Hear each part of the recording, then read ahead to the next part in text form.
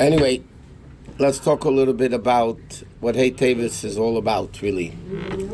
Because in our generation, the seventh generation, the Rebbe's generation, Hey Teves is probably, to us personally, more than Yutis Kislev, more than Yud Beis Tammuz, more than everything else of the other Chagim. This is a very great revelation. If it's not a holiday from the past, it's a holiday from the present, like the Rosh Chodesh Kislev. But even Hey Teves, as we'll discuss soon, is even seemingly a greater thing even than Rosh Chodesh Kislev. When the Rebbe was sick and he went home, and Hey Teves is a greater thing. But let's discuss some well-known facts, not such well-known facts. What's Hey Teves all about? Simply as the day the books that were stolen from the Rebbe were brought back, the judge ruled that the books belonged to the organization, not to a private individual. So let me give you a historical background, and then we can go discuss what happened. And what happened with Hey Teves, what Didan Natzach means. There's a medrash discussing what the words Didan Natzach mean. And the lesson for us, basically. So let's work with some type of a system. In the lineage of the Rebbes, okay, generally speaking, the son took over the leadership. Not always the older son. By the Alter Rebbe, it was the older son. By the Mittel Rebbe, it was his son-in-law. Son-in-law, he had sons. Son-in-law took over. After the Tzemach Tzedek had 7 sons, a few daughters also, but he had 7 sons. The youngest son of the Tzemach Tzedek, the Rebbe Marash, took over the leadership. After the Rebbe Marash passed away, there were 3 sons, but one wasn't able to be a Rebbe B'chal. There was the oldest son, the youngest son, as we called Razah, Reb Zalman Aaron, and the Rebbe Rashab. Razah refused, he was older, he refused to become a Rebbe. He refused, and the Rebbe Rashab became the Rebbe. The Rebbe Rashab had one son only, the previous Rebbe. So obviously, after the Rebbe Rashab passed away, there was no question that the previous Rebbe became the next Rebbe. That was it, okay? The Frierdiker Rebbe had 3 daughters, no sons. The previous Rebbe had 3 daughters. The oldest name was Chana. She married Gerari, was known as Rashag, Reb Shmayo Gerari. She was the oldest daughter. Then came the Rebbe Simchaya Mushka, who married the Rebbe. And then came the youngest daughter, whose name was Shendel, or Shena officially. And she married her husband, Mendel Hardenstein, which was a cousin. But those 2 were killed by the Nazis during the war. Okay, so the Frierdiker Rebbe, after he came to America, first he came with his wife and daughter and the older daughter and son-in-law. The Rebbe and the Rebbetzin were stuck in Europe because of the war, and eventually the Rebbe came out a year and a half after the previous Rebbe came out. So after the Frierdiker Rebbe passed away, okay, there was a whole question, who should become the Rebbe, the older son-in-law or the younger son-in-law? Everybody understood, all the Chassidim understood that the Rebbe, the younger son-in-law, was definitely more fit to be. Not that the other one wasn't a great person, but from the leadership, the Rebbe was definitely the one to be a Rebbe. But the Rebbe refused to accept it. The Rebbe refused. The Chassidim were pushing him. So for a year after the previous Rebbe passed away, the Rebbe in certain aspects acted like a Rebbe, but he didn't officially accept the leadership until a year after the previous Rebbe passed away. So he became Rebbe right away, because the Jews always have a Rebbe. So as soon as the previous Rebbe passed away, the Rebbe became Rebbe, but officially he didn't accept the leadership until a year later on Yud Shvat, when he said his first Maimer. Okay, Basi Lagani, that the Rebbe said the first Maimer. But how did it turn from one to another? They put their hand on it, they put the oil on it? No. It was acceptance of Chassidim. The acceptance of the Chassidim. The whole... That's it. There's no oil. There's the whole thing. That's no. There was just acceptance of the Chassidim. The Chassidim accepted them as Rebbe, and they became Rebbe. In fact, after the Tzemach Tzedek passed away, some of his older children, who were very, very great people, became rabbis of different groups. And that didn't let the Kopistad and others, it didn't last very long, and eventually most of them came back to become together with Chabad again under the leadership of the Rebbe Marash. The Rebbe, as we know, had no children. The other son-in-law, the third son-in-law and daughter, they were killed, no kids, so they're out of the picture, so to speak. The previous Rebbe's older daughter and son-in-law had one son, whose name was Shalom Dev Ber, and named after the previous Rebbe's father. He was upset that the Rebbe became Rebbe. He wanted his father to become the Rebbe. But there wasn't, he was so upset, this is not a very well-known fact, that when he got married in 1953, the Rebbe was also already Rebbe, and it's his uncle, right? It's his mother's sister's husband. The Rebbe was not invited to his wedding. He invited the Rebbetzin to the wedding. The Rebbe's wife was invited to the Rebbe. The Rebbe was not invited to the wedding. So there was always this issue of, and I don't know you use the word bad blood, but he always wasn't, and he didn't even learn in Lubavitch, he learned for other reasons in Torah Vedas. He got married in 1953. Oh, so I have to explain now the building of 770 to understand what's going to happen next. In 1940, they bought 770. Okay, it was by the way, it was an abortion clinic. It's a doctor who did illegal abortions, and therefore he lost his practice. But that was the building where 770 used to be. 770 was in the heart of Crown Heights. Hey, Tshuva, man. Which was very, very wealthy. Look at the houses in Crown Heights. You see the mansions. Okay? It used to be the elite neighborhood in Brooklyn was Crown Heights when the Friedrich Rebbe bought it.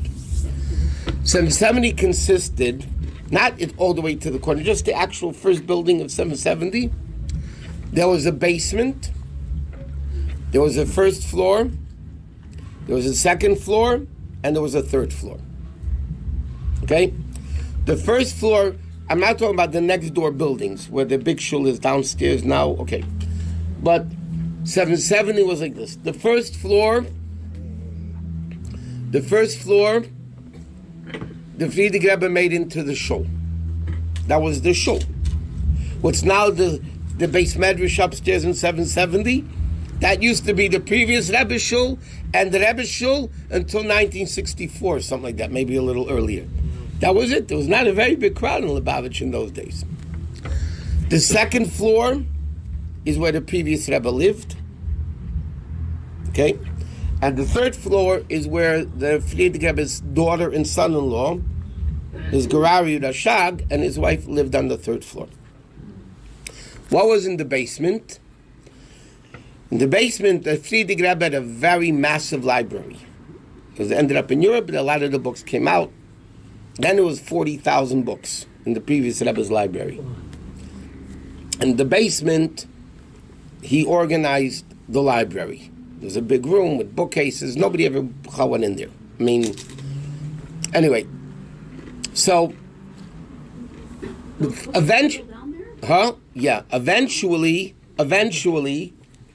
this was under the previous Rebbe's secretary, close secretary of the previous Rebbe. His name was Chaim Lieberman. Chaim Lieberman never got married.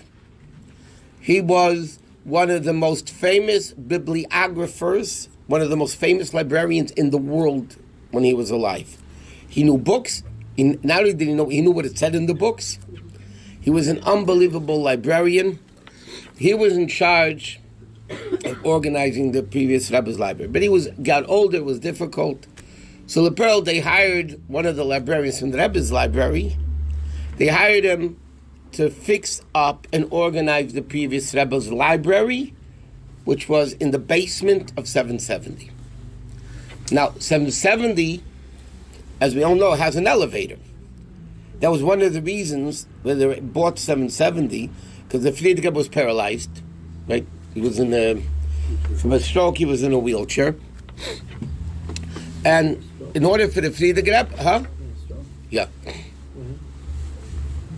It was all to do with the Russian beating up, but it was officially a stroke, huh? I think it was an injury. Officially, it was a stroke that he had, and he couldn't speak because it was hard for him to speak. In fact, when Chassidim went in for a private audience with the Chassidic Rebbe, the secretary went in with them because it was very difficult to understand the Rebbe's speech. If you weren't used to it, it was very difficult to understand it. So, like a newcomer went in, they wouldn't understand what he's saying. So the Rebbe, the secretary, Rabbi Simpson, whoever it was, would go in to tell him what the Rebbe said. The last few years. So that was last many years. But that's the reason. And that's why the Friedrich Rebbe didn't say my martyrdom in the last years. He only wrote them. Writing he was able to do, but speaking he couldn't speak. There's a whole sich from the Rebbe why that happened like that. Why couldn't he speak? But that's not for now. So one of the reasons they bought the building was because there was a library, an elevator. Okay. So this Barry Garari, as he was known as Barry Shom, but he was known as Barry Garari. Okay, started alienating himself from Lubavitch, from Yiddishkeit to a large extent. And he would come and visit his parents every so often. Now he, because he was a grandson of the previous Rebbe, His only child? only child, the Shab's only child was Barry Garari. Okay? Kids? Huh? 7 kids? Barry Garari himself had no biological kids. They adopted 2 daughters, 2 girls. He was married to Beryl Chaskin's daughter. Beryl Chaskin was a big chassid of the Friedrich Rebbe. So Barry Garari was married to Mina Chaskin, who was Beryl Chaskin's son. I'm just giving you a history to understand what happened with the Sfarim, that we should understand how it happened, what happened, how they found out what happened, and the extent of what happened. She also became non-from before that married? Who? Mina. No, they became Nazi from later. Together. Yeah. Okay, so Barry Garari was a physicist, and then he became a money manager of funds, whatever. It seems he was hitting on hard times financially. So he thought to himself, the Friedrich Rebbe's library had books that were worth, for collectors, heavy-duty thousands of dollars. I mean, there's certain, first printed books and certain books. So he used, through Chaim Lieberman and his mother, so obviously what happened is he had access to go into the previous Rebbe's library, and he took out books and he was selling them on the market for antique Judaica books. People, they were book collectors, right? Lieberman knew he was doing this? Lieberman knew he was doing it. Lieberman was a little bit on his side, on his mother's side and his side. So it happened that the librarian that was working in the Friedrich Rebbe's library realized there's some books missing. He organized everything on shelves, and all of a sudden there's books missing. And he couldn't figure out, because nobody had access to that. And nobody even dreamt it would be that guy, a grandson, and why would they think? So, one sec. Who was the one who noticed it first? His name is Yitzchak Wilhelm. Now he's the librarian next door to Sunset when the Beryl living. So he was working on the Friedrich Rebbe's library based on Chaim Lieberman begged him to leave the Rebbe's library and to work on organizing the Friedrich Rebbe's library. So there's some high-tech guys in 77, like Chaim Baruch Halberstein and those guys, that made the WLCC, the phone system of communications. So they decided they're going to put in a camera into the library to see who's going in. Okay? Who made that decision? Was the Rebbe involved in it? Probably not. They didn't want to bring to the Rebbe these things. They wanted to try to see what they can do. Didn't they? Well, one second. So, they saw on the camera it was him. You saw on the camera it was him. The Rebbitzin, they didn't tell the Rebbe right away. They told the Rebbitzin what was going on. The Rebbe's Rebbitzin what was going on. Rebbitzin Chaim Mushka what was going on. And obviously she told the Rebbe that was going on. And they tried behind the scenes, Chassidim would go to him and negotiate, we'll pay you, give us the books back. And the Rebbe didn't want. Anyway, at one Farbrengen, it was, I think, in Tammuz, when they found out about this, the Rebbe started Farbrengen, and all of a sudden, very few people knew what was going on. A few people in the administration knew what was going on, but basically nobody knew what was going on. This was which year? This was 85. No, 86 was a court decision. This was happening in 85. Started in 85. The court decision was in 86. So 85 is a year and a half before you're saying. Yeah, a year and a half exactly. I don't know when. Nobody knows when it started exactly. But the Rebbe was screaming. Yeah, sure, she was alive. She died a little bit after when she was buried in Munkach cemetery, not the Lubavitch, whatever. No, the cemetery is not in Borough Park. It's in New Jersey. So the Rebbe spoke a sicha, and the Rebbe was saying that the possessions of a tzaddik are his life. And he says that tzaddik, the Alter Rebbe says in Tanya, doesn't live a physical life, he lives a spiritual life. And therefore, what is the life of a tzaddik? His holy objects, his books, and everything else. This is his thing. And therefore, you're stealing his life. And the Rebbe said that whoever has books, you should know you're holding a bomb. That's what he said. You're holding a bomb that will explode at any minute. And the Rebbe said, throughout many weeks, the Rebbe said, whoever bought books unknowingly should give them back. If they produce a legal document how much they paid for it, they will be reimbursed completely. As long as they can be with a Rav to show this is what they paid, okay. So now, because this Barry was not from anymore, and his lawyer said, let's go to a Bezdin. He said, there's no way he's not going to any Bezdin. He's not going to Bezdin.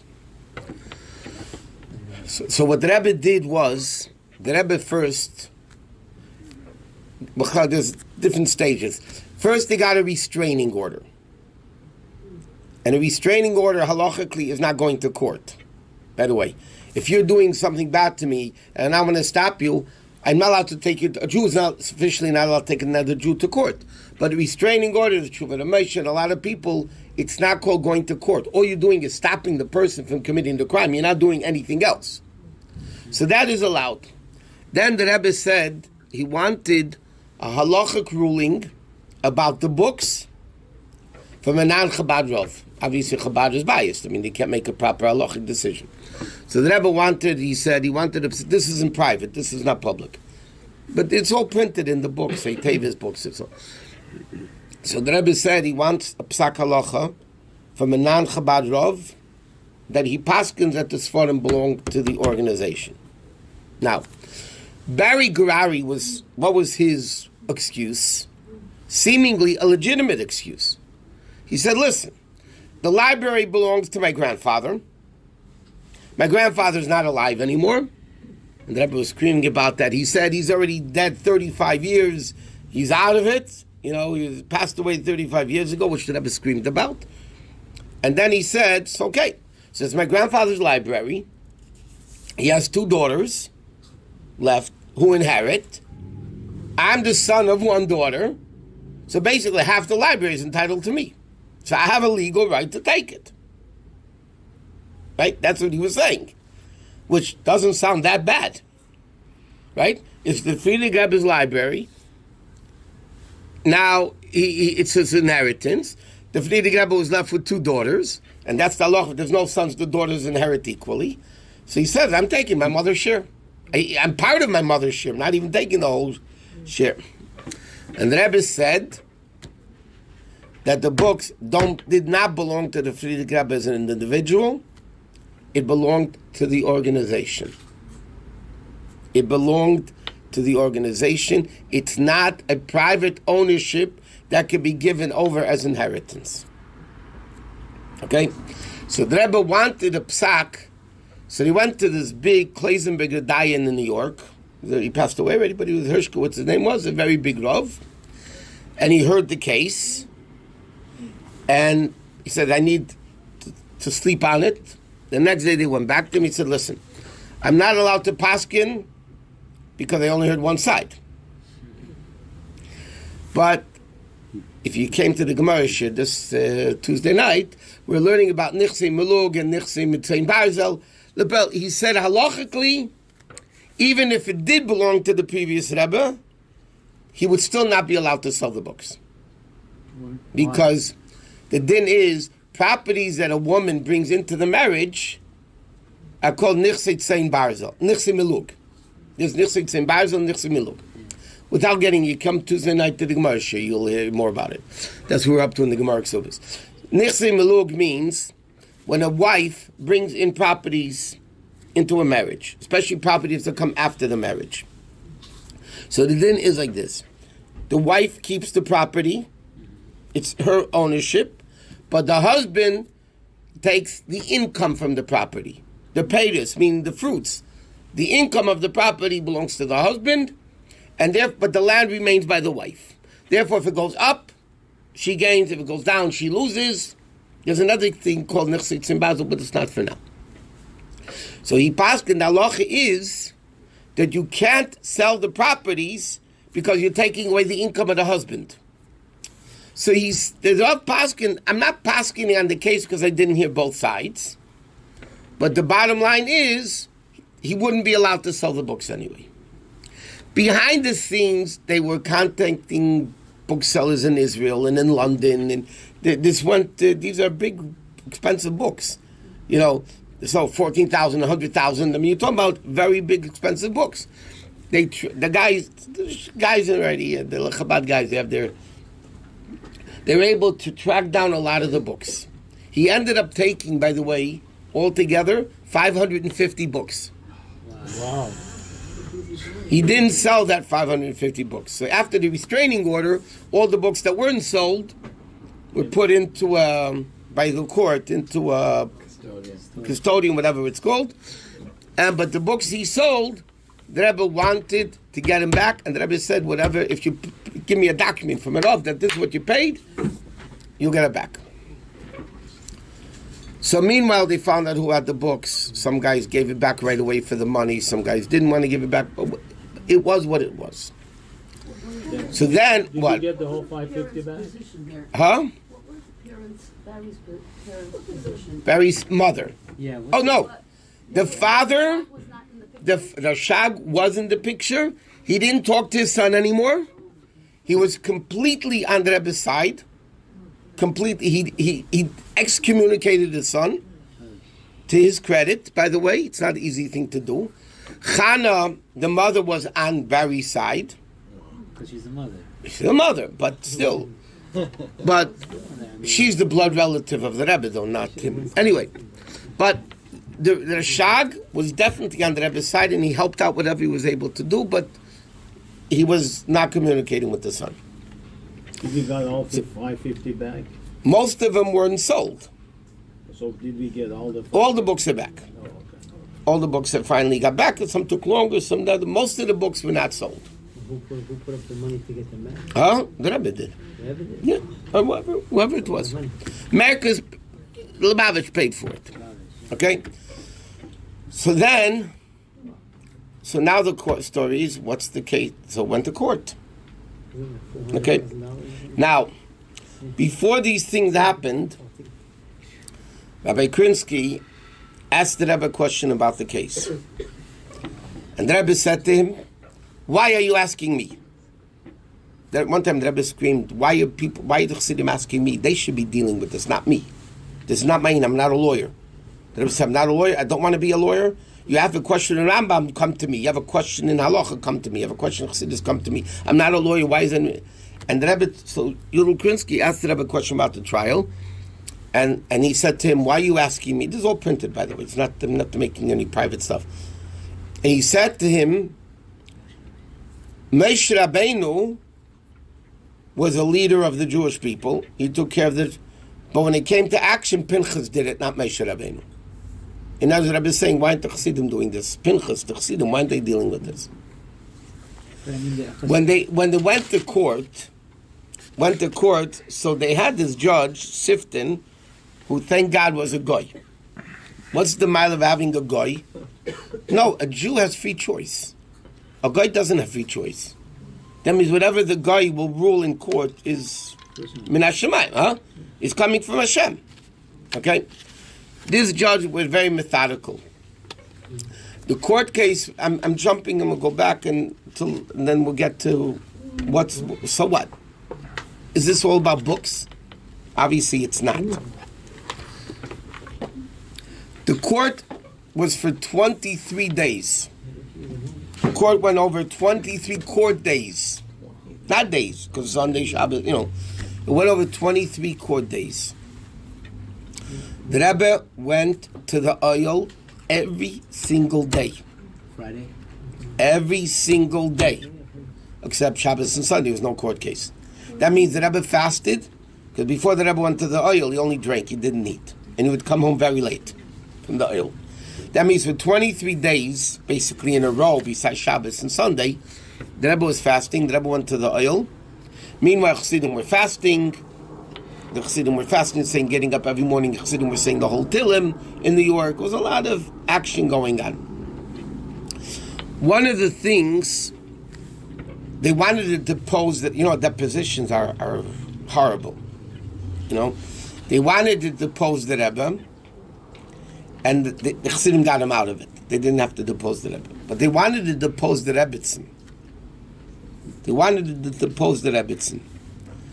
And they didn't know how much they should fight it. So Rabbi Krinsky asked the Rebbe if they should fight to get the Rebbitzin off the deposition, that she shouldn't have to be deposed. And the Rebbe said to him, no, she'll do very well. She'll do very well. And her deposition, by the way, I'll tell you what it was later, had a tremendous impact on the judge when he looked at the deposition. But before that, there's a very interesting point. The question was, who did the books belong to? What was the whole fight? Did it belong to the Rebbe as an individual, or did it belong to the organization? The Rebbe had a meeting with the lawyers. The Rebbe met with the lawyers a few times, especially once for sure. The Rebbe met the lawyers, and the Rebbe told the lawyers, not Lou, and they're big top lawyers of the country. The Rebbe told the lawyers they should concentrate on one particular letter that the Rebbe wrote to a Mr. Marks, who was a librarian in JTS at that time. When the Friedrich Rebbe wanted to get his books out of Europe, the Friedrich Rebbe was living in America, but a lot of the library was in Poland and in Russia and that. He wrote him a letter, and in the letter he writes, the previous Rebbe writes, that this library belongs to Agudas Chasidei Chabad, which is the umbrella organization of the Chabad movement. And the Rebbe told the lawyers, you should concentrate on that letter in your things. The lawyers disagreed with the Rebbe, and the Rebbe said to them, by the way, I know I'm hiring you, but I want you to deal with me as a client, not as a Rebbe. Just treat me like a regular client. The end result was the whole decision of the judge was based on that letter. Now, Barry Gurari's lawyers said that lawyer, the Friedrich Rebbe, didn't mean what he said. It was just deployed to get the books out of Europe, so he said the books are not mine, they belong to the organization. So it's a stronger way. The Rebbe spoke about that by a Verbrengen. And first of all, even the judge, Goyish judge, when he gave the rulings, it's all printed, everything's printed out. The judge said, a man of that stature, to write in a letter something that he didn't mean is absurd. The Goyish judge said this, that a person like the Friedrich Rebbe, a leader of jury, would write in a letter something that that wasn't true. It's absurd to even think that way. And that was the main, if you read the decision of the judge, it's primarily focused on that letter that the Rebbe said the judge. There were a lot of issues. They had expert witnesses coming about what a Rebbe is, what a Chassidim are, what a dynasty is. There was a lot of, it was a 23-day court case. It was a very active court case. And the judge didn't give out the ruling for months. By the way, he didn't give out the ruling right away. But in the Rebbitzins' deposition, so what was the ultimate judgment? The ultimate judgment was that the Svarim belong, as the Frierdiker Rebbe himself said, it belongs to Agudas Chassidic Chabad. If it belongs to Agudas Chassidic Chabad, Barry's taina and complaint that it belongs to me as an inheritor, it is wrong, because it didn't belong to him as an individual. They deposed the Rebbitzin in her house. Rabbi Krinsky was there, the lawyers were there from both sides. And deposition was going extremely well for the Rebbe's side. Finally, at the end of the deposition, Barry's lawyer said to the Rebbitzin, okay, so Mrs. Schneerson, who do the books belong to? That's a very simple question. Okay, Mrs. Schneerson, who do the books belong to? So the Rebbitzin answered, the books definitely belong to the Chassidim, not to my father, because my father belonged to the Chassidim. He said, it's not a question. She said, my father belonged to the Chassidim. When the lawyers heard that, Barry's lawyers, they threw down the pencil in disgust, like, we're done. We're done. And the judge, when he read that deposition, or saw it, whatever it was, the judge, who was very cold-blooded, no emotions, nothing, he said, and it was unbelievable, or amazing, or something like that. He was very impressed. And after the Rebbe Tzimcha Moshke passed away, the Rebbe spoke about her at the Farbrengen, and he said, that what did she say? That the Rebbe himself belongs to the Chassidim. Okay? So there's a lot of more details, obviously, but the case basically was a question, do the books belong to the organization, or does it belong to the previous Rebbe as a Rebbe? So everybody's going to say L'chaim, and then we'll discuss what's the big deal. Chaim. Chaim. The Rebbe belongs to Chassidim. Yeah. Also, is Chabad still active, right? Chaim, oh. Rabbi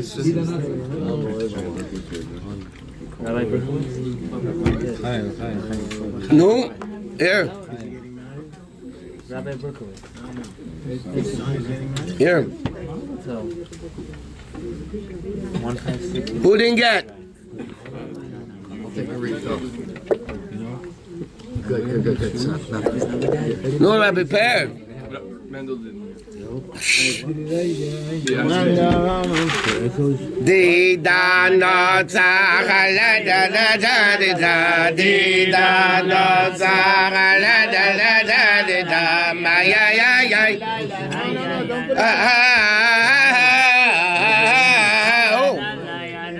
ya la da di da no za la da la da da di da no za la da la da ma ya ya la da da da ya la da da da da da da da da da da da Yossi al-Chaim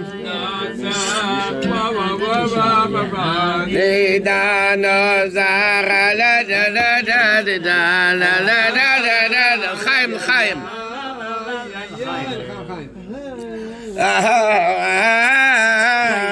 di da no za la da da da da di da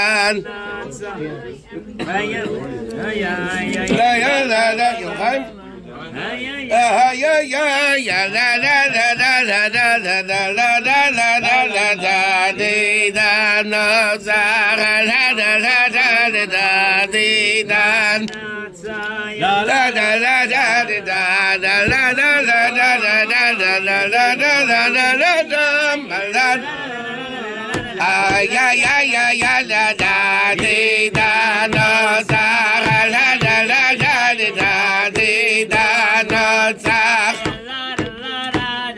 la ya la la la la la la la la la la la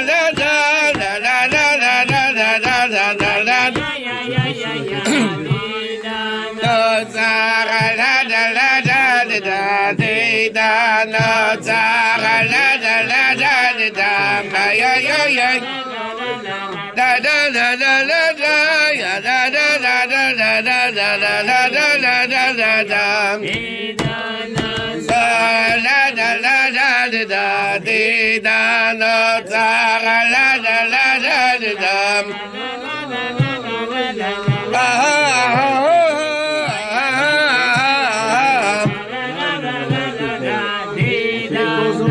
birthday. Want to wish happy birthday to Yehudas Greenberg. Tonight's her birthday. It'll be a very, very good, successful year with Hatzlacha and Gesund and Parnasa and happiness and all good things. L'chaim. It's also Shoshana Pe'er's birthday tonight. That she's not here though. Her husband came here to celebrate a birthday party. Anyway, so the question is, we mentioned before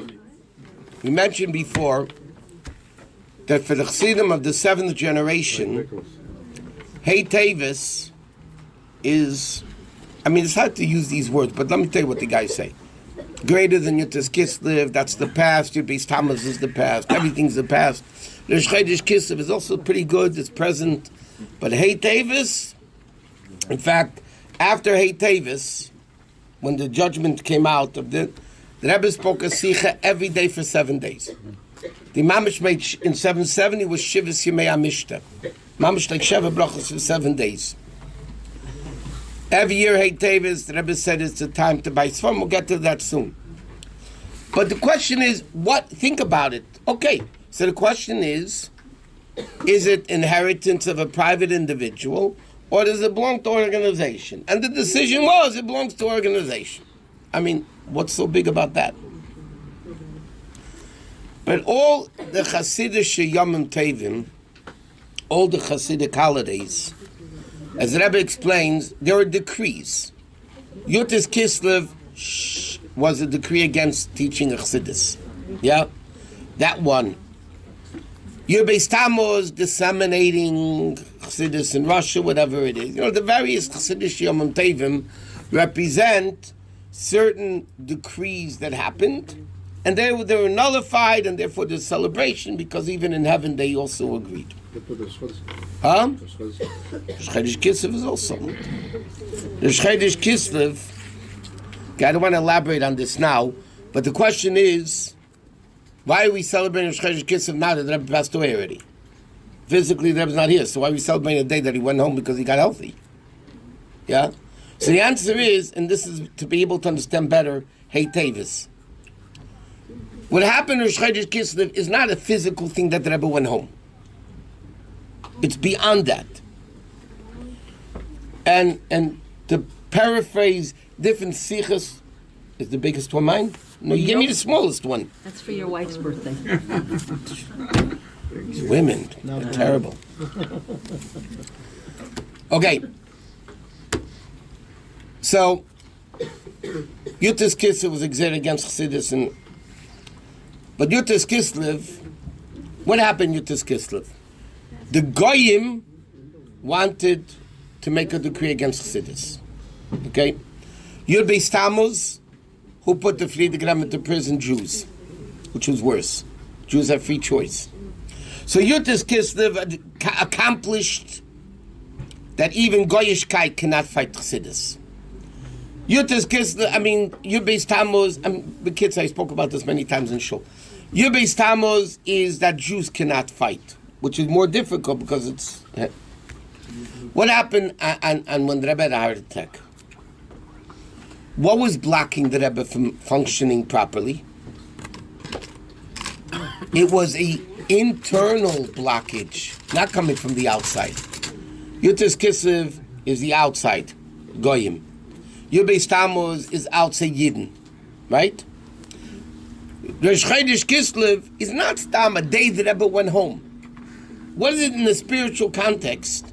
Rosh Chodesh Kislev means a day that even the internal evil of the Yetzer Hara that wants to block Yiddishkeit, a Jew can also overcome. That's much more difficult than fighting outside forces.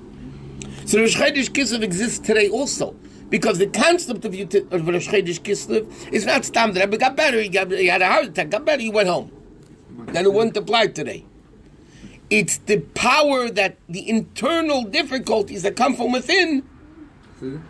No, the Rebbe himself had a heart attack. His own heart, his own personal level, also cannot stop him. Everything is gone. What's Hey Teves? When Barry Garari took the books, the Chassidim offered him, okay, you know what, let's close the deal. We'll give you the money, whatever you want, and give us back the books and finish. You want money, we'll give you money. Go buy. The Rebbe didn't let. The Rebbe said no. Weil das ist am Melchoma an gegen the Benkel. The Rebbe said this is not a war, Stam. Who owns books? This is a war against the whole concept of what a Rebbe is. Eli Wiesel was one of the expert witnesses that in court explained, you're talking to a guy you should judge, right? He had to explain what the concept of a Rebbe is in a secular way that the secular judge can understand it. And he explained what a Rebbe is and the connection between Rebbe and Chassidim. The Rebbe said this is the Sfarim, Barry Garari, was a Melchoma against the actual Rebbe Chassid relationship. That was the fight that went on. Is a Rebbe an individual person, or is a Rebbe Chassidim? Is Rebbe and Chassid one entity? Which that's what Hey Teves shows, that the Rebbe himself belongs to the Chassidim? Or is Hey Teves, not Hey Teves, or is a Rebbe an individual human being, has a life, he also happens to be a Rebbe, but his personal life is his personal life, and therefore he inherits the books. Yeah? Hey Teves, the Rebbe explained, was a fight against what a Rebbe's relationship is with Chassidim. This is not Goyim trying to stop the teaching of Chassidus. It's not about Chassidus. It's not about Chassidim. Hey Teves was a fight. What is a Rebbe and Chassidim? Are they two entities or they one entity? The Rebbe writes in a Sikha that a Rebbe, first and foremost, is Klal Yisrael. He doesn't have a personal life. There's no personal life. It's really a Rashi and Chumash. By Matan Torah, Moshe Rabbeinu was going back to Hashem and the Jews, giving over messages. So Rashi said, Mekansha lo haya Moshe Rabbeinu lasokei. Moshe Rabbeinu didn't even go home to deal with his house issues. He went from Eden to Hashem to Eden to Hashem. Lo haya Rabbeinu lasokei. Moshe Rabbeinu was one entity with Jews. There was no private individual. Okay? Barry Garari wanted to say a Rebbe is in Ruchnias I'm talking about. He wanted to make money, so he wanted to steal books, which he thought wasn't stealing, by the way, like we said before. It's his. But in Ruchnias, the fight that took place before Hey Teves was the concept of Rebbe and Chassid, that a Rebbe is one entity, who's a private human being, and they're Chassidim, a separate entity. What did Hey Teves accomplish? And that's why it's such a big Yom Tiv. It's a Yom Tiv of Rebbe-Chassid relationship. Rebbe and Chassid, or Chassidim, are not two separate entities. Rebbe and Chassid is the same thing. Many people, Bechlal, have an issue, especially with Chabad, because Chabad doesn't do anything without the Rebbe. Everything Rebbe. They said, what do you don't have your brain of your own? Don't you have your own brain? Can't you think for yourself? Everything the Rebbe. I want to buy a house. Ask the Rebbe, should I buy the house? Why, I can't think myself to figure out if I want to buy the house or not. I want to do a medical thing. Yes, doctors. They couldn't handle it. They couldn't handle it. Somebody once went into Yechidus to the Rebbe, and he said to the Rebbe, I just don't get why the Chassidim love you so much. He said, I don't get it. And the Rebbe said to him, the reason the Chassidim love me, they're reciprocating the unconditional love I have to them. The Rebbe says, I love them so much, that's why they love me. So what's the answer? You want to write a day, go to the Rebbe. You write a day, go to Yechidus. You write an opinion to the Rebbe. What is it? Not only the modern Orthodox world doesn't get it, the Chassidish world gets it a little bit. The Litvische world, the Torah Litvische world doesn't get it. You know, B'chlal, the whole thing now that they do in the Litvische world with the Rosh Yeshivas, they got all that from Chassidim. 50 years ago, not one house had a picture of any Gadol in their house. No Rosh Yeshiva. The Moshe Feinstein used to have to go places, he used to take the subway. There was no, this idea of Rebbe, like, now they made the Rosh Yeshivas into Rebbes. But they learned that from the Chassidim. That's the fact, they learned it from the Chassidim. They made it. But initially they had a big tiny to it. So what's the answer to the question? Why isn't it like all the non-Chabad people ask? Why isn't it worshipping the Rebbe? Idol worshipping, why isn't that worshipping the Rebbe? And the answer is, it's such a simple answer, because the question is so ridiculous. If the foot has a problem, foot is sick, you're going to go to the doctor. You don't go to the doctor and stick up your foot. You don't do that. You go to the doctor, and the mouth says to the doctor, I have a pain in my foot. Right? That's what you do. So l'chayre, the doctor should say to the mouth, 1 minute. You have a power of attorney to speak for the foot? Who are you to speak for the foot? Or make a decision for the foot? You have a power of attorney from the foot? Obviously, that's ridiculous. Why? Because if it would be a separate entity, yeah, then you need power of attorney. The foot and the head are one body, one entity. In one entity, you don't need power of attorney from the head to the stomach or to the foot. Right? Klal Yisrael is one, and this came out even more clear in the Teves. Klal Yisrael is one entity. There's a head, there's a stomach, there's a foot, there are hands, and there's even an ingrown toenail.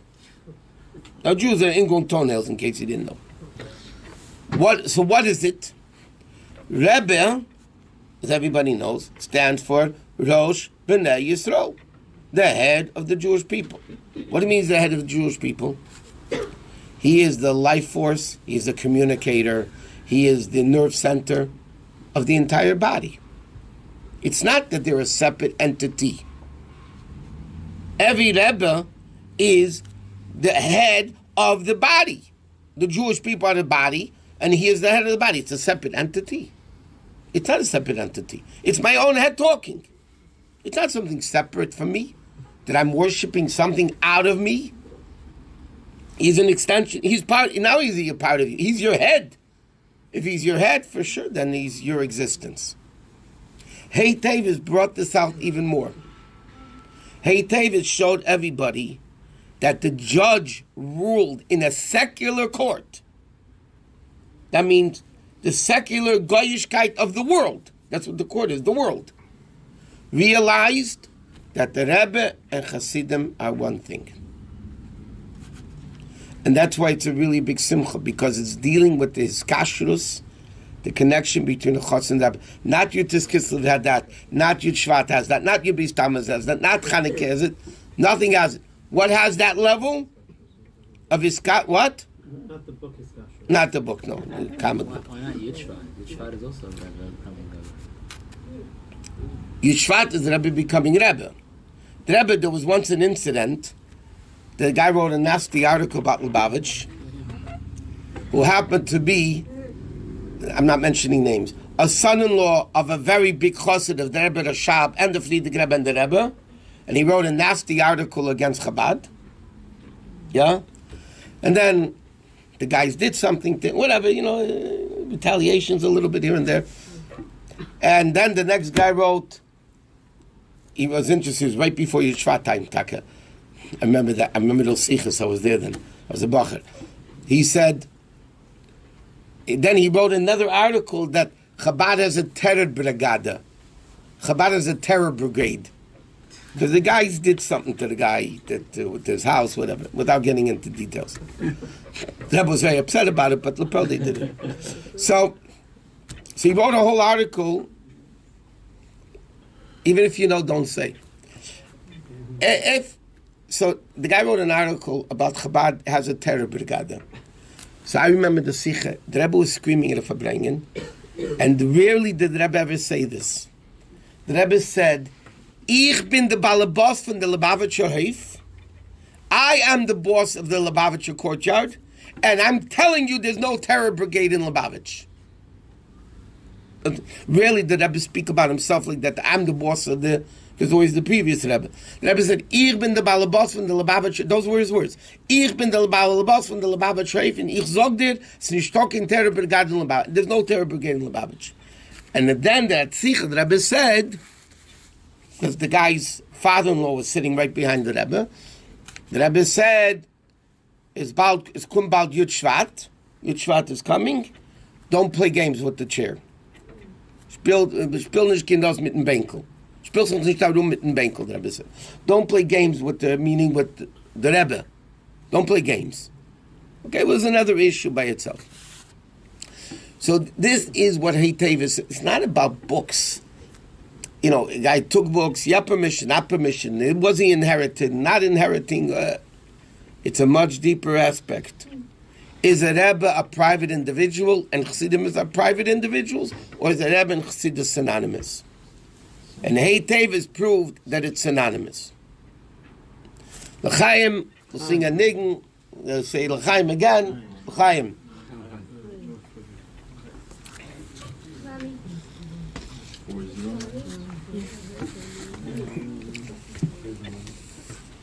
We'll start a niggun.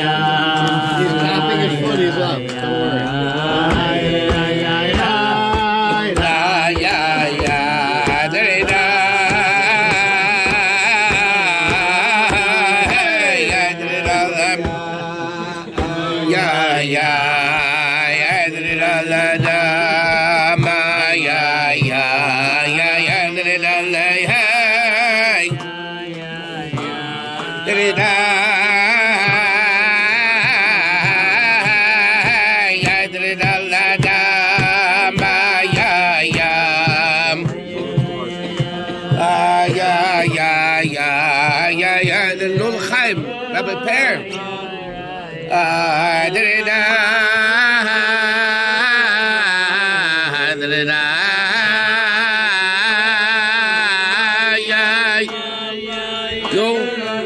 Your wife can drive home.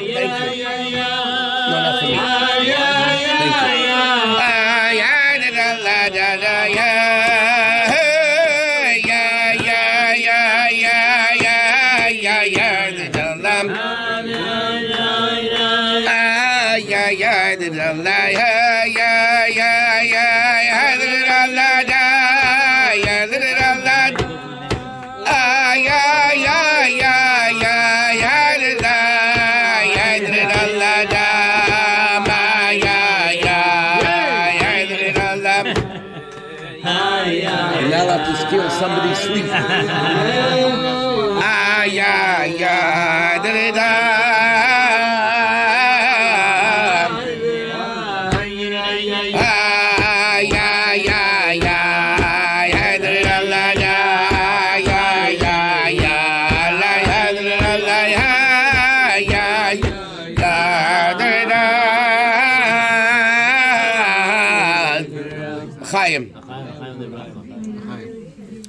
Before we get into the lesson of Teves, Story didn't matter. huh? Didn't matter. And that's I'm coming. Before that even. To bring out this fun physical thing. The Lubavitcher Rebbe ran a worldwide organization. Yeah? So everybody would think, you walk into his office, it's probably a square block long, and it's who knows how many secretaries and how many things. The Rebbe's room is 10 by 10, probably, maybe, 10 by 10. The Rebbe had a few secretaries, that was it. There was no. Not only that, a lot of I'm not knocking anybody, let them, whatever it is, but a lot of the other Rebbes are extremely wealthy. You're talking about hundreds of millions of dollars. The fights that they have between brothers is over hundreds of millions of dollars of money, not stam. The Rebbe passed away penniless. Penniless. His own house that he lived in, at 1304 President Street, the Rebbe did not own. The Rebbe didn't own. America owned it. Chabad owned the house. The Rebbe owned nothing. The Rebbe owned the clothes and then the Sfarim. That's all. That's all he had. The Rebbe passed away mamish penniless. He got a salary from Merkis. The Rebbe was, got paid. Very minimal wage, by the way. Especially for the amount of work he put in. And that's it. Because Gashmit didn't mean anything to him. Chassidim meant, that was his life. What was his life? Ruchnius. The welfare of Chassidim, how they learn, they daven, their health, their wealth, their happiness. That's what the Rebbe cared about. And the Rebbe told the story, what's the origin of Didan Natzach? Didan Natzach literally means we won. So the Rebbe said, it's already printed also, the Rebbe said, there's a Medrash Rabban Vayikra in Kadeshim.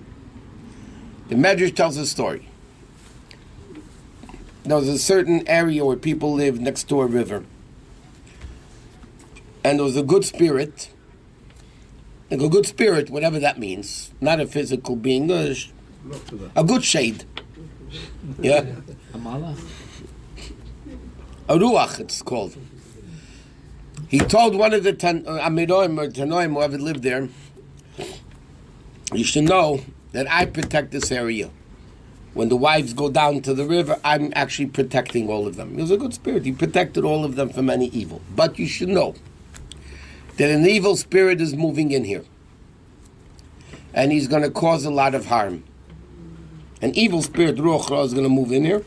And he's going to cause a lot of problems. So I'll tell you what you should do. The good spirit said to this Tana, or whatever it was, it's Medrash, should be Tana. He said to him, you get the whole city, and they should all take, like, hose, H-O-E, just utensils to make a lot of noise.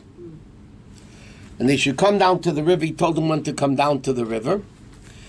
And when they see in the river movement, they should start banging, making a lot of noise. And they should say, Didan Natzach, we won. And they should keep doing it until they see blood on the water. And then they'll know they killed the evil spirit. And they have nothing to be afraid of anymore. That's the Medrash that Rebbe told what the origin of the words Didan Natzach is. But the Rebbe explained, what does this mean? What does this mean? Didan Natzach, in Avedus Hashem. So the Rebbe said, every Jew has within him a good spirit and a bad spirit. We have a Yetzer Tev, we have a Yetzer Hara. Good and bad. Nefesh Elokis, Nefesh Rabamis, we have good and bad. A lot of times when Nefesh Rabamis comes, it wants to make trouble. The Nefesh Elokis protects us from sin, from evil, and this Ruach Ra wants to come and start making problems. So what does the Jew need to do? A Jew needs to make a big commotion in Torah mitzvahs and scream Didan Natzach, that good won over evil. And when you do that, evil goes away by itself. So the Rebbe said, this is what the concept of Didan Natzach means, that Jews in Avodas Hashem have to make a lot of noise and a lot of commotion, and then they're able to get rid of the evil spirits. So the Rebbe said, what was the lesson from Teves that we need to go away with? And the Rebbe said, we learn it out from other holidays in Chassidim. Yutis Kislev, there was a decree against the Chassidus. So what do you need to do? Learn more. I mean, Jews are not learning enough. That's why there was a decree. If they would learn enough, it wouldn't be a problem. So they need to learn more.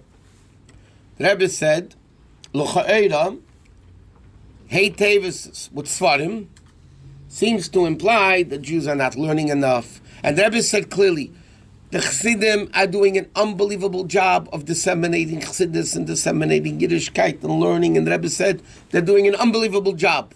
But, as the expression goes, if good is better, not better. So the Rebbe said the lesson is we need to do more. And therefore the Rebbe said, for that year the Rebbe said, by the way, Hey Teves, the Rebbe came out and he said, it's an auspicious time. Whoever wants to write to the oil should write to the oil. Whatever they want, I will take it to the oil. And the Rebbe said there's going to be too many to read, but I'm telling you, whatever you ask will be answered. The Rebbe guaranteed. Whatever you, and then people were sending, it was unbelievable what was going on. Everybody that year wrote prayers and bakoshas to the Rebbe. But let's take this a little bit, not deeper, because the Rebbe said the Rebbe is the deepest. If the decree of Hey Teves was against the relationship between Chassid and Rebbe, like we said before, that was the actual problem with Hey Teves. So Hey Teves is a time to strengthen the connection to the Rebbe. Strengthen the Chassid Rebbe relationship. That's what Hey Teves is all about for Chassidim. That's what it is. And the Rebbe quotes, it says in a Yem, by the way, that somebody asked the previous Rebbe, I want to connect myself to you,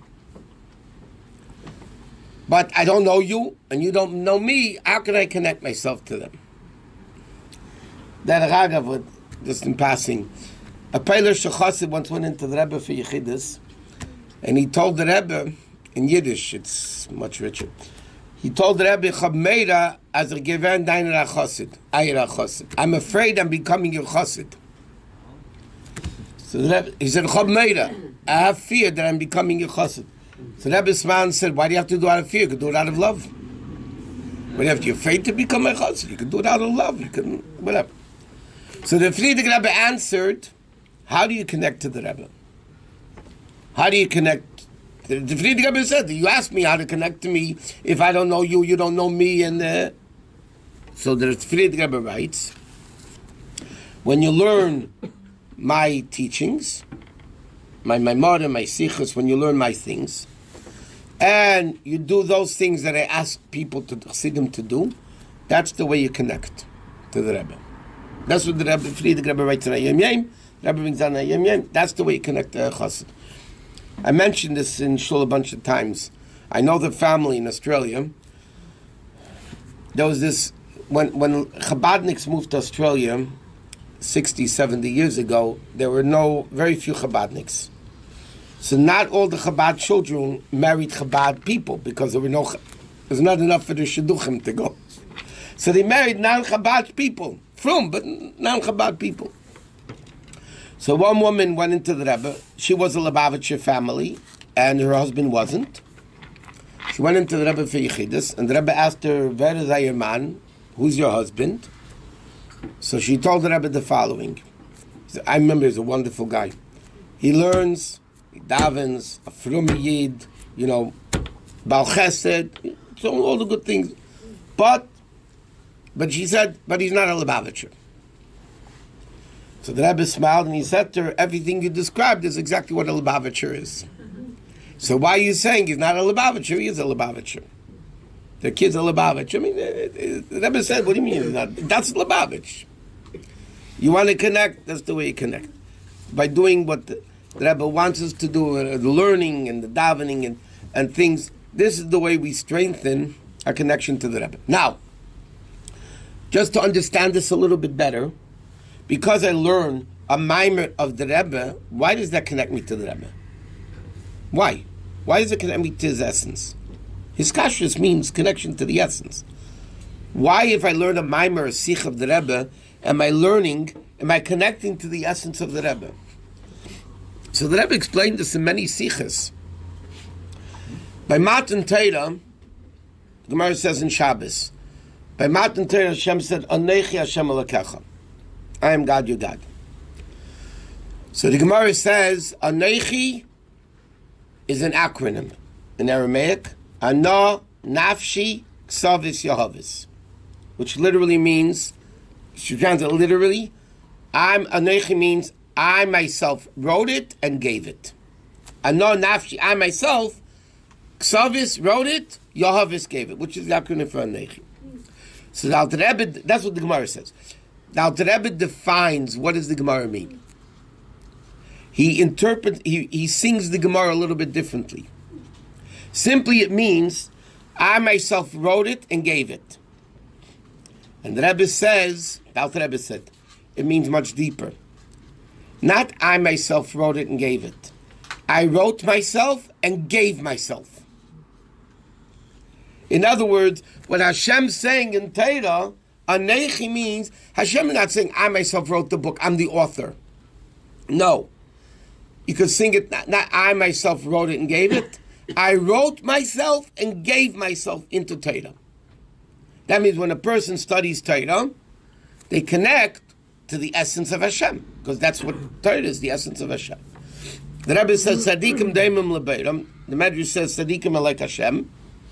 So when a tzaddik says a Torah, a maimer, a sicha, niglach, no matter what it is, just like Hashem puts his essence into Torah, a Rebbe puts his essence into his Torah. And therefore, when you learn the Torah, you connect to the essence. There's a famous story. The Friedrich Rebbe was a little boy in the crib. There's still a baby in the crib. And the Rebbe Rashab was learning with another chassid. When he finished learning, the chassid walking out, so the chassid says to the Rebbe Rashab, they saw the Friedrich Rebbe in the crib. So the Friedrich Rebbe as a baby was very, very beautiful. So he says, look how beautiful the baby is. So the Rebbe Rashab said, I wanted to give him a kiss the baby, but I didn't. I went out, I wrote a Hasidic discourse, and when the Friedrich Rebbe got older, he gave it to him, and the Rebbe Rashab said to his son, the Friedrich Rebbe, this is a Hasidic kiss. This is a Hasidic kiss. That's the story. And the Rebbe explains the story in a Sikha. What is that, a Chassidish kiss? And he explained, what's a kiss? A kiss is to have a bond, more than just verbal. It's an active bond of a kiss. But that's all external. Not everybody, stab him, kiss, everybody does that. It's not that big deal. The Rebbe Rashab said, and the Rebbe explained this, I put my essence, not external, I put my essence into the mimer, and therefore when he gave him the mimer, he gave his essence to him, and that's the definition of a Hasidic kiss.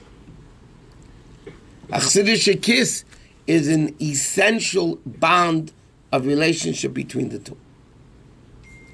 So when Hey Teves happens, we need to do a few things. First of all, we need to write to the Rebbe asking for brachas. We need to buy books. And the Rebbe says not to buy the books, but to learn the books.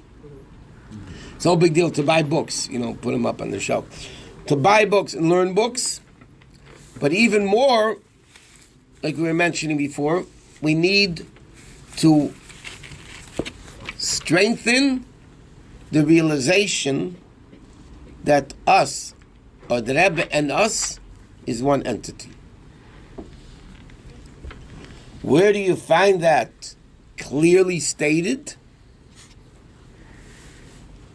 We know, Chassidus explains, that a Rebbe is Yechida of Klal Yisrael. The Rebbe is Yechida, the essence of Klal Yisrael. Every Jew has within him Yechida Shemanefesh, right? Every Jew has the fifth essence of the Neshama, the Pintaliyid, the Nekuda Sayadis, whatever you want to call it. The essence of the Jew, every Jew has. That Yechida Shemanefesh is the Rebbe within each one of us. I mentioned many times, Chassidim, it's brought down, this is from Chassidim, not from a Rebbe. Why is, you go into a private audience with the Rebbe, it's called Yechidus. Simply in Hebrew, Yechidus means private. Yeah? But Chassidim say, older Chassidim, some Chassidim, some Alter Rebbe's time, whatever. Chassidim explain Yechidus is much deeper than that. By a Rebbe, his Yechida Shebenefesh, the essence of the Rebbe is always revealed. The Rebbe is Yechid of Klal Yisrael. Right? Mashiach is Yechid of Klal Yisrael. Therefore, every Jew has a Moshe Rabbeinu in him, the Alter Rebbe says in Tanya. And the Rebbe explains every Jew has a Mashiach within them. That's the essence of the Jew. But our Yechida is not always revealed. It's revealed on Yom Kippur, at Ne'ilah officially. But it's not revealed. By a Rebbe, it's always revealed. So it says when a chassid goes into a Rebbe, properly, not like now, just hire me like the Alter Rebbe prepare 10 years, and then another 2 years, and another 5 years, and then they finally went into the Rebbe. So the Rebbe reveals in you your Yechida Shebenefesh. So therefore, when the chassid and the Rebbe are in a room together, in Yechidus, preparing properly, is called Yechidus, which is double Yechida, plural of Yechida. The Rebbe's Yechida is always revealed. Our Yechida, the Rebbe reveals within us when we go into him. What does that mean? All of us, the Alter Rebbe says in Tanya, have a Moshe Rabbeinu within us. We all have a Moshe Rabbeinu within us. We have a Moshe Rabbeinu within us. We have a Mashiach within us. That's how we strengthen our connection to the Rebbe. Meaning, strengthening our connection to who we really are. That's what it means. To learn the Rebbe's Maimarim, to learn the Rebbe's Sichas, to do what the Rebbe wants us to do. That's the way you connect. That's the connection. What happens when we're connected? Everything's great. There's no problems. Nothing matters. Only Ruchnius matters. Everything is good. L'chaim. No, say l'chaim. Oh.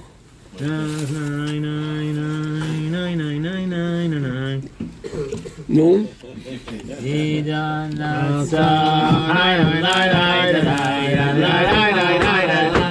Make a lot of noise. Make noise.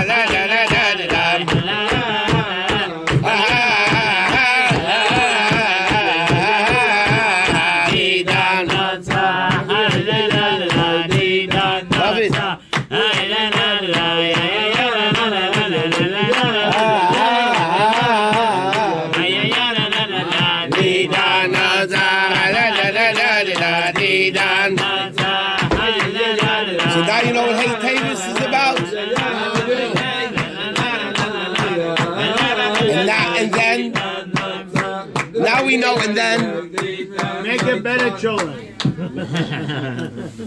you know what? Let me ask you though. There was, 1 second. There was a chassid. There was a chassid. He wasn't a learned chassid. He wasn't a great chassid. But his job was getting the food for the Farbrengens. For the Chassidish Farbrengens. And he said after 120 years, he's going to go to Gan Eden with the merit that he gave Chassidim food when they Farbrengen. That's good. I'm okay with that. You're okay with that. Okay, now, I'm gonna go to Gan Eden. By the way, two because I questions. eat. What happened to this guy Barry? And no, did he they died get, already. He passed away. did they get money back from him? No, So he actually wasn't sued for this. This was just over the books. right. I see. Did the Terra Brigade get him? No, he died anyway.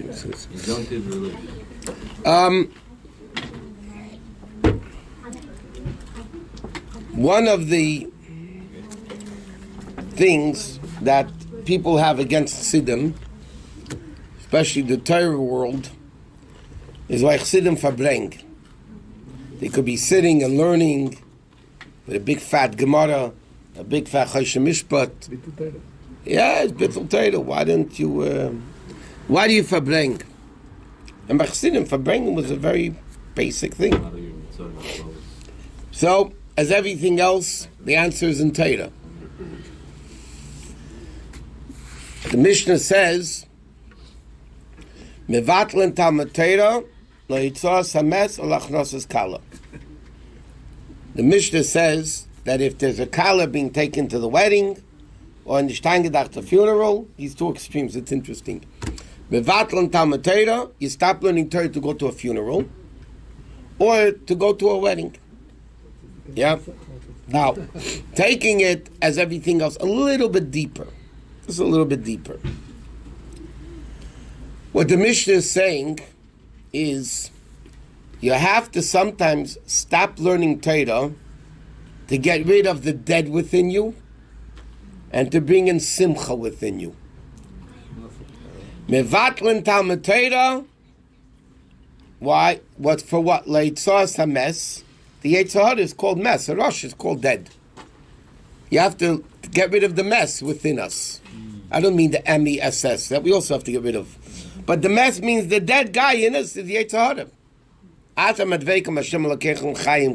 you connect to Hashem, you're alive.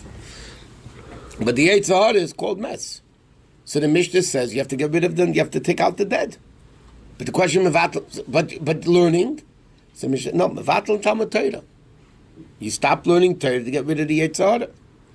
Oh, and the second thing is Achnosas Kala. What's Achnosas Kala? Simcha Shemitza, to bring in a little bit of Simcha. What's the inyan of a Farbrengen? You get rid of the Yetzer Hara. When Chassidim Farbreng the way it was supposed to be years ago, it was serious, and they talked to one another, and huh? Nah, not Chinese. Too serious. True. When you want to get rid of the Yetzer Hara, that you don't get rid of the Yetzer Hara by learning, and you don't get Simcha Shemitzvah by learning. Why not? No, learning, don't knock me. Learning is, the Rebbe spent vast majority of his day learning. You should know. As much as the Rebbe said the Rebbe was answering letters, is true. The Rebbe answered thousands of letters a day. But time-wise, this is what the doctors of the Rebbe, that went through his schedule. The Rebbe's vast majority of the day was learning. The Rebbe walked into his room, this is what the secretary said. The Rebbe would walk into his room after davening, he threw off his hat onto the chair, whatever, and right away opened the sefer. He just walked in from davening, he already started learning. The Rebbe was non-stop learning, so don't get me wrong about learning. Learning is the most important thing in Yiddishkeit. But sometimes the learning could become negative.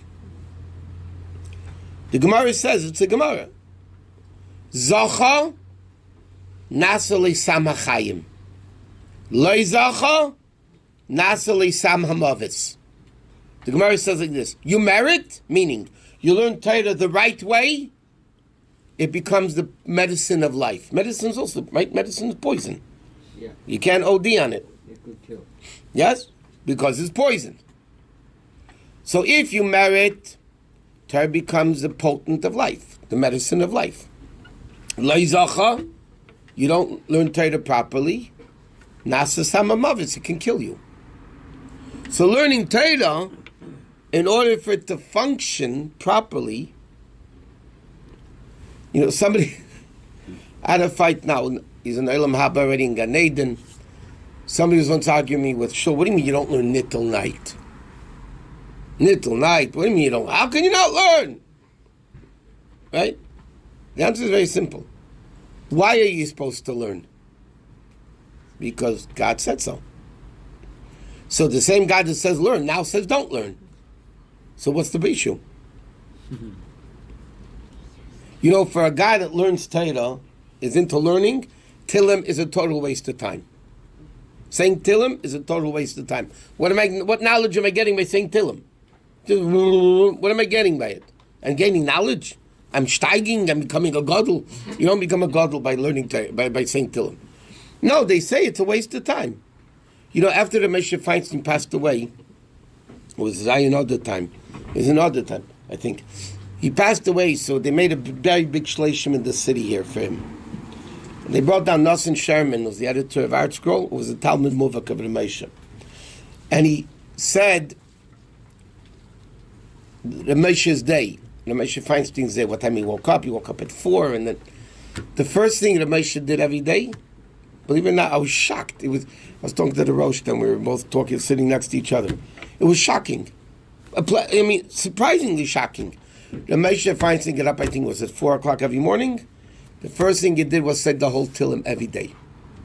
You know what that is?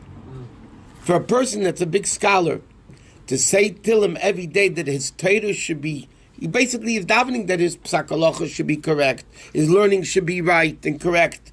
It should be Samachayim and not Samavav. They should daven by saying Tillim. It's remarkable.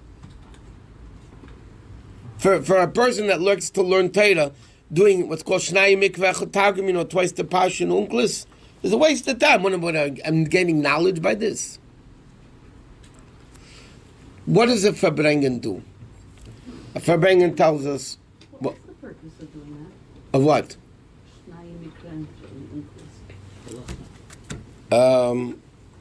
What's the purpose of putting on tefillin every day? No, I'm serious. It's a minig that there's chayiv, the Gemara, chayiv adam lahashlim pashi Yosef and matzibur. According to many Rishonim, if you didn't do Maved Seder, you're not allowed to eat Shabbos lunch until you finish Maved Seder. Because that was the simple literal explanation. According to many opinions, if you do Rashi, you also Yitzim. Twice only because there'll be more fluid? No, because that's what I don't know. That's what the Chacham said to do. See, that's exactly it. We're doing it because... When did that start? That's not just a Chabad thing. Chabad? Right. It's Shulchan Aruch. It's a Gemara. It's a Mishnah. Chayiv... I don't know this. You don't learn Gemara? Not my stuff. You should have told me that before I married you, that you don't learn Gemara. She does eat undercover. You don't. Tal Rebbe's mother learned Gemara. So did your mother. My mother also learned Gemara. My mother learned a lot of Gemara, by the way. But anyway. No, really. One is Chumash, because the Dvorim is nicht B'Terem Arbis Mayim. No, but When did this start? Before the Mishnah. But if you think about it, it's a waste of time. But that's only a waste of time if you're learning Torah as an intellectual book. So then I'm wasting my time. Because I'm not gaining any knowledge by it. But if a person learns Torah, understanding what Hashem is, to understand we don't understand Him. And to understand as the Ramah writes in Shulchan Aruch, there's an obligation. In Shulchan Aruch it says, before a person's davens, they have to meditate into Gadlus HaKel v'Shiflus HaAdam. It's an obligation al Shulchan Aruch, by the way. Before you daven, you have to think on the greatness of Hashem and the lowness of man.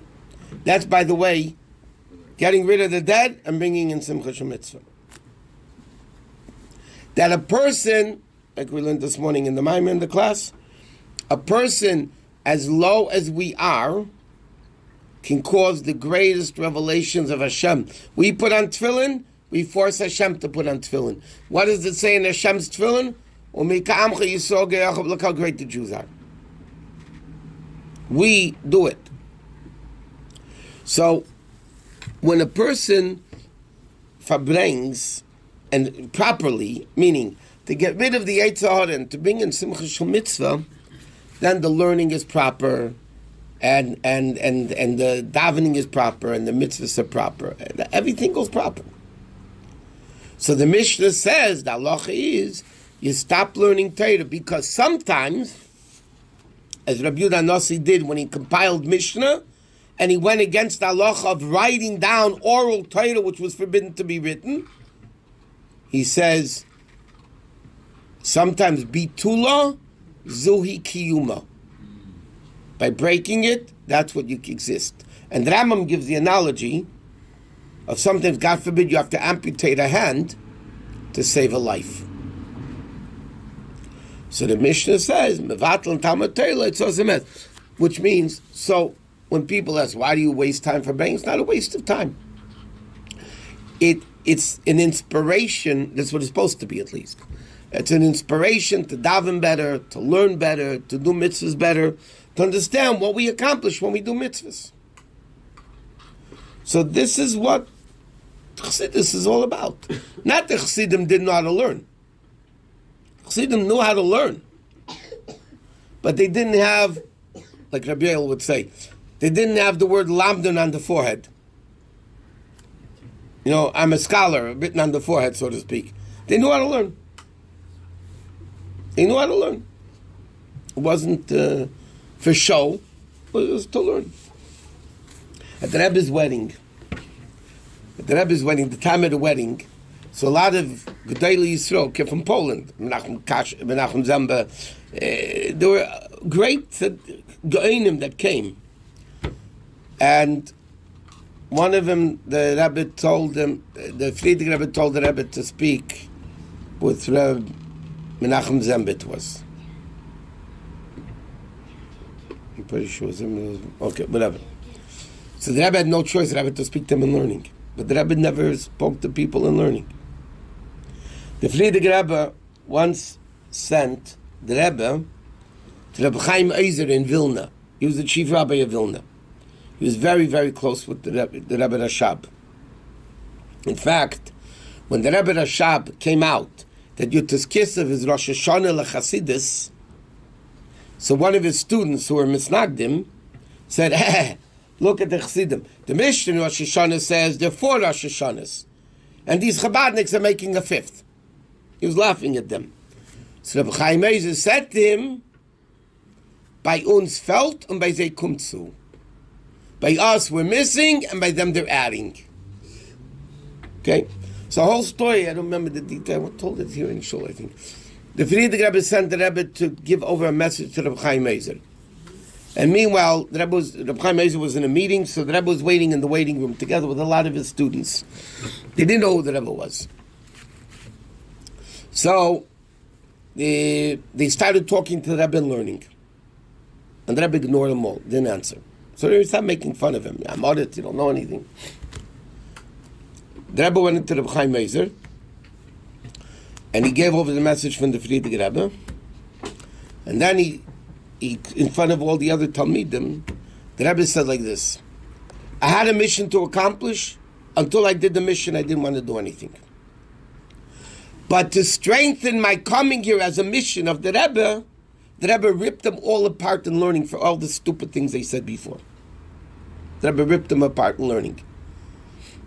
The Rebbe, when he had to show learning, he showed learning. I remember I was in 770 once, I was standing next to Rabbi Yitzchak Groner all over Sholem from Australia. Rabbi Vosner, Shmuel Vosner, the big Rav in Bnei Brak, he passed away, right? He went into Yechidus that night. He came out of Yechidus.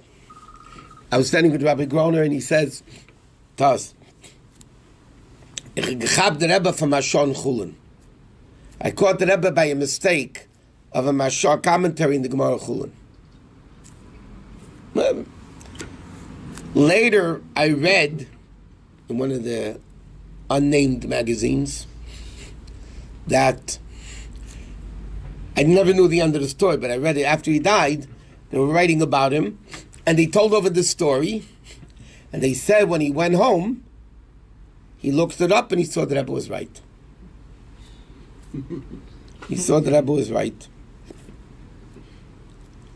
Okay. There were Chassidim. There was a chassid of the Rebbe Rashab. His name was Mendel Chaim.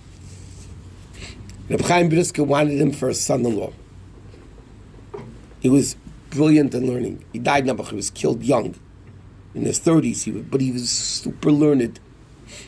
Reb Chaim Brisker, Reb Chaim Ezer, and Reb Mendel Chaim they were learning together, talking and learning, and they were arguing about a text in the Rambam. What was the Rambam's exact lashon? And Reb Mendel Chaim said different than them. Okay, so after they were heated debate, we were talking and learning a lot. So they said, you know what? Let's get a Rambam, look it up. Yeah. So they brought a Rambam. They looked it up. And they saw that Mendel Chaim was right. And they turned to him. He wasn't even there. He disappeared. He didn't want to have the satisfaction to say, you see, I'm right and you're wrong. That was a chassid learning. He learned because he had to learn. It wasn't to make a show out of it. So, when a person, coming back to the point, when a person verbrengs and they open up and they talk to each other and they communicate and they, then the learning is different and the davening is different and the mitzvahs are done different, and that's what we need to do. So l'chaim, when we go away from the Hey Teves, we should take something good from it. L'chaim.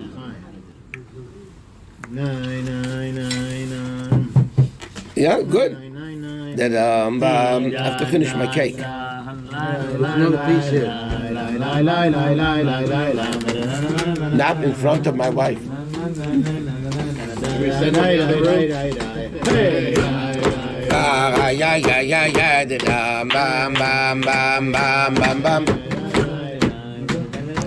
have to make a bracha achreina. Make a bracha achreina.